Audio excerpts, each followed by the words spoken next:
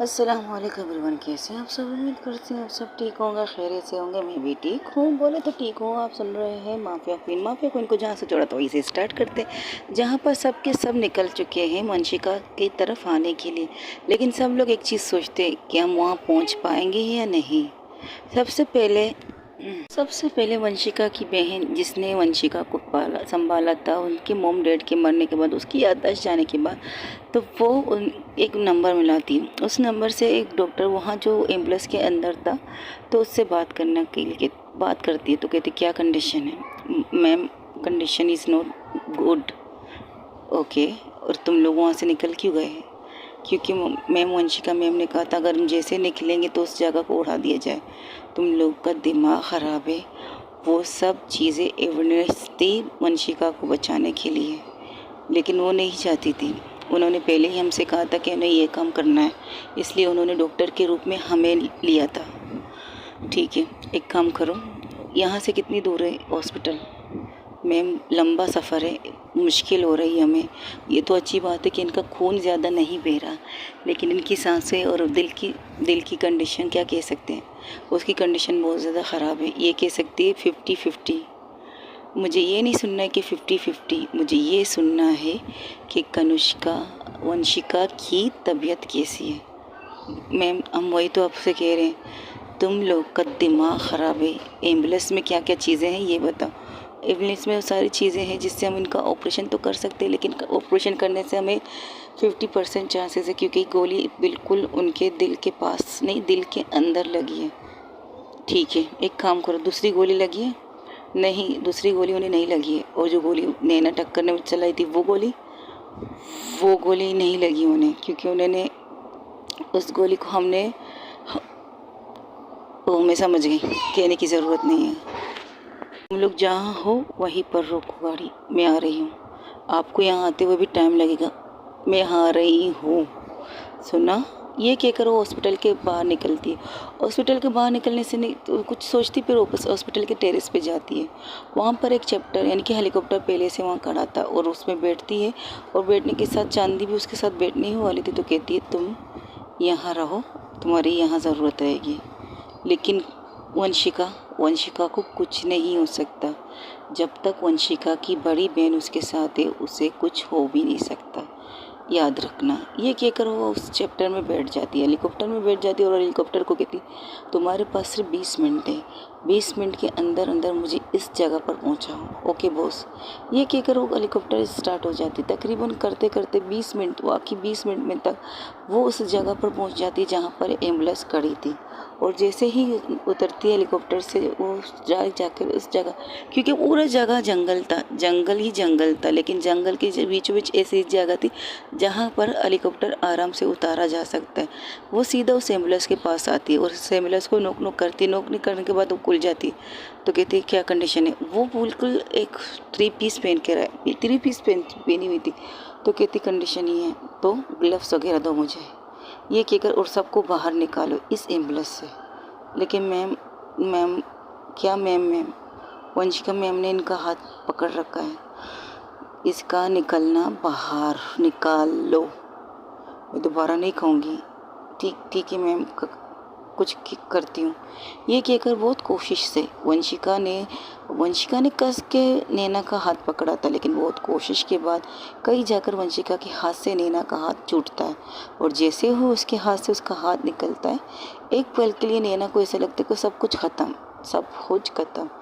वो उसे लेकर बाहर निकलते हैं और ऑपरेशन थिएटर और इस एम्बुलेंस का दरवाज़ा बंद कर देते हैं। अब अंदर क्या हो रहा है किसी को नहीं पता। बाहर का सिचुएशन कुछ इस तरह से, वहाँ पर दूसरा हेलीकॉप्टर भी आके रुक जाता है। हेलीकॉप्टर नहीं कह सकते, प्राइवेट जहाज़ कह सकते, वो भी आके वहाँ पर रुक जाता है। वो सीधा यहीं पर आता है जंगल में। तो वो लोग भी भागते भागते वही आ जाते जहाँ पर वंशिका का ऑपरेशन चल रहा था एम्बुलेंस के अंदर। एक पल के लिए वो एम्बुलेंस को देखते, दूसरे पल में उनकी नज़र नैना के ऊपर जाती है। और नैना के पास जाने ही वाली थी माला, तो उसे अभिषेक रोकता, कहता है रिलैक्स, आराम से, जल्दबाजी मत करो और गुस्सा बिल्कुल मत करो। इस लड़की की वजह से आज फिर से वंशिका मौत के मुंह में आ गई है, इस लड़की की वजह से, और आज भी इसे छोड़ूंगी नहीं। तुम्हारा दिमाग ख़राब है। वो एक पुलिस अफसर है, वो अपना फ़र्ज़ निभा रही थी, तो उसके फ़र्ज़ में उसके पाँव नहीं नज़र आते क्या? और बार उससे गोली चलाने की ज़रूरत क्या थी? उस टाइम तो अच्छा उसकी गोलियाँ सारी ख़राब हो गई थी, और हमारी कंडीशन क्या थी अब उसे सच में गोली लगी, अगर उसे कुछ हुआ ना मैं मार दूँगी इसे, तुम रिलैक्स रहोगी। इससे पहले वो कुछ कहती, वहाँ पर नैना गिर जाती है, गिर के वो बेहोश हो जाती, तो कहती अब इससे क्या हुआ? तो वहाँ पर खड़ा एक डॉक्टर उसका नस देखते हुए कहते इसकी नॉर्मल है, बस थोड़ी सी बेहोश हो गई है, शायद इन्होंने कुछ खाया पिया नहीं है, हाँ अब इनकी यही मुसीबत। तब वो लोग उसे संभालते एक जगह पर लेटा देते। वहाँ पर जंगल में झाड़ियाँ वगैरह तो थी, तो क्या करते हैं, वहाँ पर कुछ गाड़ियाँ आके रुकी थी, उनके साथ तो गाड़ियाँ थी, तो वो खेमा लगाने की स्टार्ट कर देते, क्योंकि उन्हें लगता है इस वक्त तो हमें यहीं पर रुकना है और जो भी कुछ करना है इस जंगल के अंदर करना है। इस जंगल के बाहर निकलने से पहले में या तो मुसीबत या तो मौत, दोनों ही हमारा इंतज़ार करें। तो वो लोग वहाँ जंगल में रुकने का फैसला करते। उन्होंने उनके लोगों ने एक खेमा भी बना दिया, उसे पकड़ के उस खेमे में नैना टक्कर को लेके जाके लिटाते और उसका नफ्स देखते थे, और उसके पास कुछ ड्रिप वगैरह थी, तो उसे नैना टक्कर को चढ़ा देते। वही दूसरी तरफ जहाँ पर माला सब कुछ संभाल रही, चांदनी सब कुछ संभाल रही थी हॉस्पिटल के अंदर है, हॉस्पिटल के बाहर, न्यूज़ में हर जगह एक ही चीज़ तेल का मचा चुकी है। जो वंडरवर्ल्ड का मेन डॉन था वो मारा गया, उसे मारना नैना टक्कर प्लस उसकी पूरी टीम का भी नाम आ रहा था, लेकिन वहाँ तो टीम थी नहीं, लेकिन वंशिका के होते हुए टीम होना ज़रूरी है क्या? तो वो सारी चीज़ें न्यूज़ में दिखाती, ये तक भी दिखा रहे थे कि न्यूज़ में कि किस तरह से एक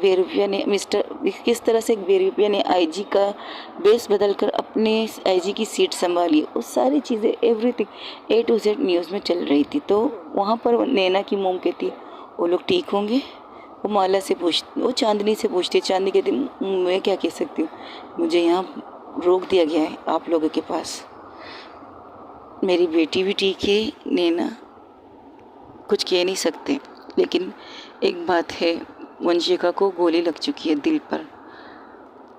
ओके, तो अब कुछ नहीं, मुझे ये न्यूज़ सब कुछ देखना है, आप संभालिए, अब आप बस कुछ मत कीजिए, बस यही रहिएगा।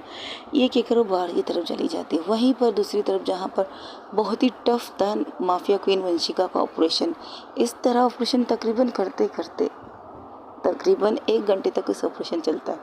वही दूसरी तरफ दिखाया जाता है बहुत खूबसूरत जगह, चारों तरफ चारों तरफ खूबसूरत से खूबसूरत फूल, अलग अलग नस्ल के अलग अलग तरीके के खूबसूरत फूल, बहुत खूबसूरत, और उस आसमान का रंग नीला नीला और उसमें बादलों का तड़का, हाय कितना खूबसूरत जगह दिखाया जा रहा था, बहुत खूबसूरत। वहीं बीच पर एक इंसान बैठी थी, तो वो थोड़ी देर बाद पलट के देखती तो कहती तुम इतनी देर करके आई हो?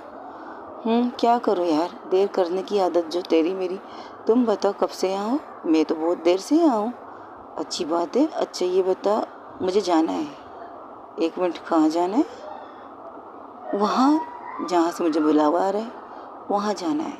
तुम्हारा दिमाग खराब है, तुम ऐसे कैसे जा सकती हो? जाना है, तुम्हें पता है नैना? वो थी वंशिका और नैना, बहुत खूबसूरत जगह जहाँ फूल ही फूल थे।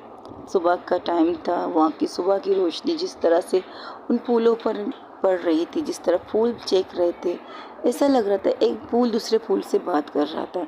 वहीं पर बीचों बीच में वो दोनों बैठे थे, एक साइड में झील, दूसरी तरफ सारी तरफ फूल ही फूल। तो कहती नैना ने अपने पाँव के जो ट्राउज़र उसने पहनी थी उसको ऊपर करके अपने पाँव को उस झील के अंदर रखा था, बहुत रिलैक्स होके बैठी थी, और उसकी गोद में सर रखा था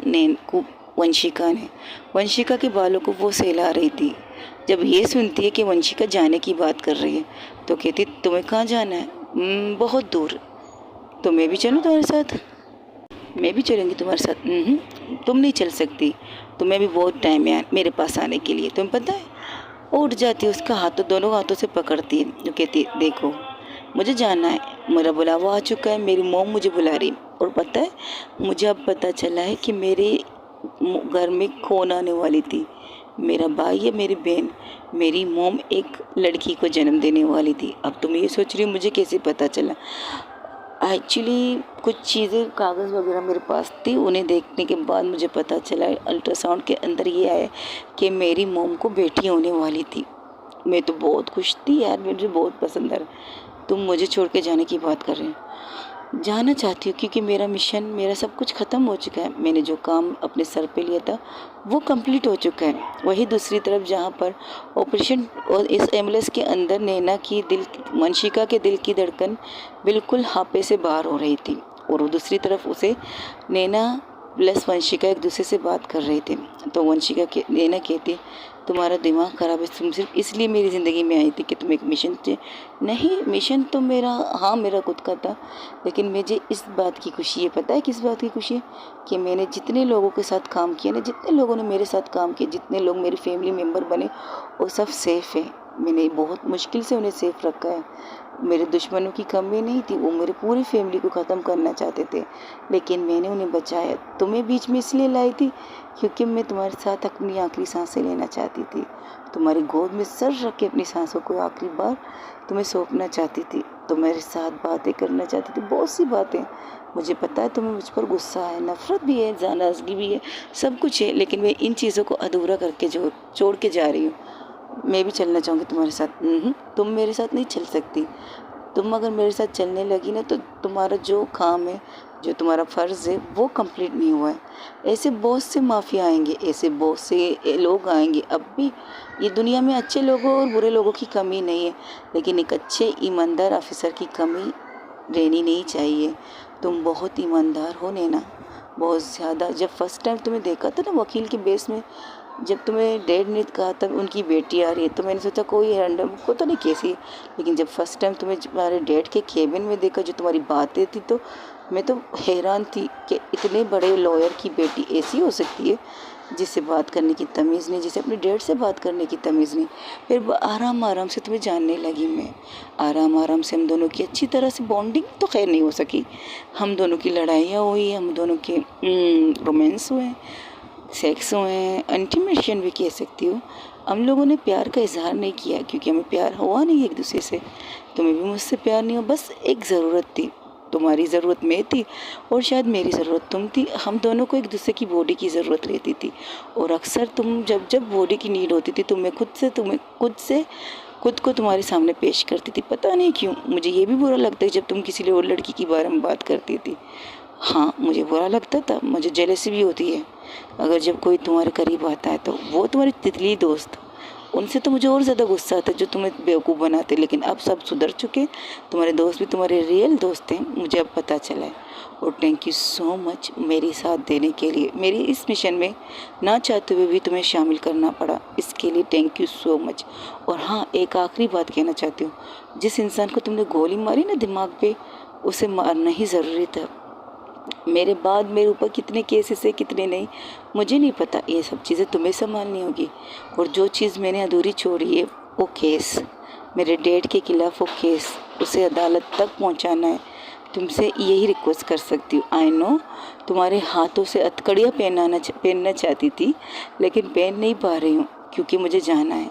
क्योंकि वहाँ देखो वहाँ पर वो सितारा देख रही, सितारा, दिन में सितारा, सीरियसली मजाक कर रही थी। वो आसमान की रोशनी देखो, चांद सूरज की, उस रोशनी में रात होगी, रात में एक सितारा आएगा, उस सितारे में मैं होंगी, और हर रात में तुमसे मिलने यहीं पर आऊँगी, इस जगह पर और उस आसमान पर रात को चमकते हुए। दिन को नहीं आ सकती भाई, दिन को मुझे बहुत से काम होंगे, ऊपर भी अपनी मोम के साथ बैठना है, डैड के साथ रहना है, अपनी बहुत सी चीज़ें जो मैंने अपने लोग खोए हुए, मेरी इस मिशन में भी मैंने बहुत से लोगों को खो दिया है, लेकिन अपनी करीबी लोगों को और खोना नहीं चाहती थी। अब माफिया क्वीन का यही सफ़र है, यहीं पर ख़त्म करते हैं, क्योंकि माफिया क्वीन एक नाम थी, मैंने ये पहचान खुद के लिए बनाया, क्योंकि मुझे इस मैदान में तब उतरना था जब मेरे डैड के ऊपर इतने सारे केसेस लग रहे थे, इसलिए मैं इस केस में उतरी थी। लेकिन अब ये सब कुछ ख़त्म, अब मेरे जाने का वक्त हो चुका है। तुम्हारी गोलियों से कई दफ़ा बच चुकी हूँ मैं नैना, कई दफ़ा। हर दफ़ा जब तुम मेरे सामने मिशन बन के खड़ी हो जाती ना, तुमसे हंसी मजाक करने में अच्छा लगता है, तुमसे मजाक करती हूँ, तुमसे गुस्सा करती हूँ, और सब मुझे अच्छा लगता है। तुमसे स्टार्टिंग से लेकर हमारी मुलाकात, फर्स्ट मीटिंग जो हमारी पार्किंग एरिया में हुई थी, हम दोनों की लड़ाई हुई थी, और इस लड़ाई में मैंने तुम्हें फर्स्ट किस किया था। आई डोंट नो, बट हाँ मैंने किस किया था तुम्हें, क्यों किया मुझे नहीं पता, बस किया। मुझे अच्छा लगा तुम्हारे साथ लड़ते लड़ते, तुम्हारे साथ तुम्हारी छेड़छाड़ करते हुए मुझे अच्छा लगा। फिर तुम्हारी लाइफ में मैं वंशिका बन के वंशिका के तुम्हारी लाइफ में मैं खूबसूरत बन के आ गई, खूबसूरत लड़की। जब मुझे खूबसूरत ना कहा जाता तो बेहतर था। चश्मा पहने, बालों को छोटी किए हुए, अजीब अजीब से लुक थे मेरे तुम्हारे साथ। फिर इसके बाद मैं तुम्हारे सामने कभी बारटेंडर बन के आई, कभी कुछ। इस तरह से हमारा सफ़र, हमारी लड़ाइयों की स्टार्टिंग होती है। मुझे नहीं पता कि ज़िंदगी में मैंने कभी कोई अच्छा काम किया होगा। तो अगर मैंने अच्छा काम किया है तो मुझे दो चीज़ें बहुत अच्छी मिली है। मेरी दोस्त जो मुझे अच्छे से सब जानते हैं, वो सब मुझे अच्छे मिले। और तुम एक आईपीएस ऑफिसर। मुझे पुलिस वालों पर भरोसा नहीं था, मुझे पुलिस वालों पर बिल्कुल भरोसा नहीं था, क्योंकि हम जिस माहौल में, जिस कंडीशन में हम चल रहे हैं ना, वहाँ पर पुलिस वालों पर हम सब बहुत मुश्किल से भरोसा करते। 10 ईमानदार अफसरों के बीच में 20 बेईमान भी आपको मिल सकते हैं। ये बात सच है ना, झूठ नहीं, ये सच है।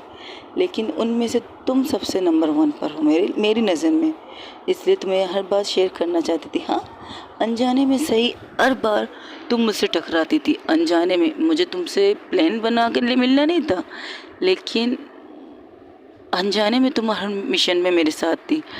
हमारी वो फर्स्ट नाइट कह सकती जहाँ मुझे जज को मारना आना था।